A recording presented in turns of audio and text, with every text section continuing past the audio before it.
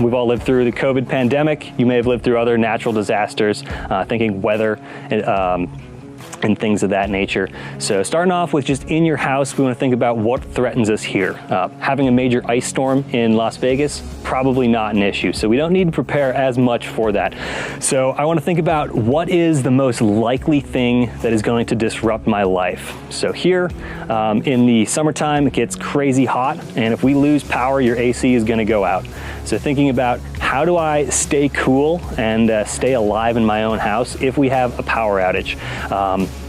So some things that could help you out is having water in the house, so significant amounts of water. You could lose water depending on the system that you're on if the power goes out as well. So what you might want to do is take some old, I like to use juice jugs. So the clear plastic, milk jugs aren't as good because the plastic degrades real fast. Take 2, 3, 4 gallons of those. If you have the space, put them in your freezer and they're going to freeze. Then what you can do if the power goes out, you can move them to your fridge, and that cold is now an ice pack. That ice pack, as it melts, hopefully the power comes back on, but if it melts all the way, you can now have several gallons of fresh water to drink. Thinking about your family, it's advisable about 1 gallon per person per day. So if you've got a family of 5, say we want to be prepared for 3 days, quick math, that's 15 gallons of water. Probably not going to store all that in your freezer, but throw some in your garage, just keep it out of the direct sunlight, and you're good to go there. Some other things, thinking about shading your home, so having blinds, having additional shades on your windows so that if the power goes out, we can stay cool. And then potentially even if you have the money for it, battery powered fans or a full backup generation system to power fans and to keep the house kind of cooler so that you're not burning through water and just in a miserable state. Some other potential disasters we have here, we got one kind of rolling in, is monsoons, so that big moving water. Hopefully your home's not in a floodplain.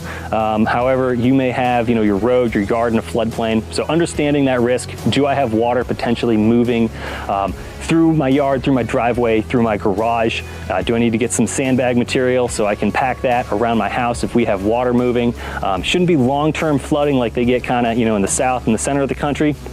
But can I redirect some water so that it doesn't do significant damage to my home, if we do get that monsoon moving through your area? And then obviously, having that like homeowner's insurance that's going to cover flooding.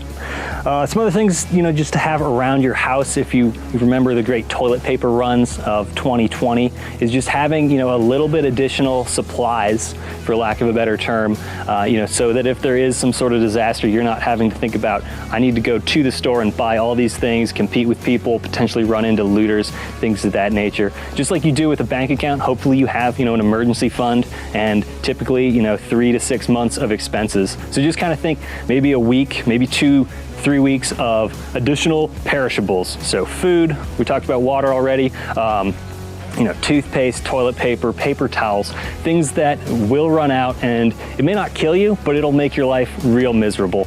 So you just kind of think about it. It doesn't have to be anything crazy. You don't have to go buy cases of food. Just when you're at the store, okay, I go through X amount of non-perishables every week. I'm gonna buy 10% more for a few weeks and slowly build up a supply. Just put it in the back of your pantry, rotate through your stock, and you have that additional padding if you do have to, stay in your home for a long period of time due to some sort of natural disaster.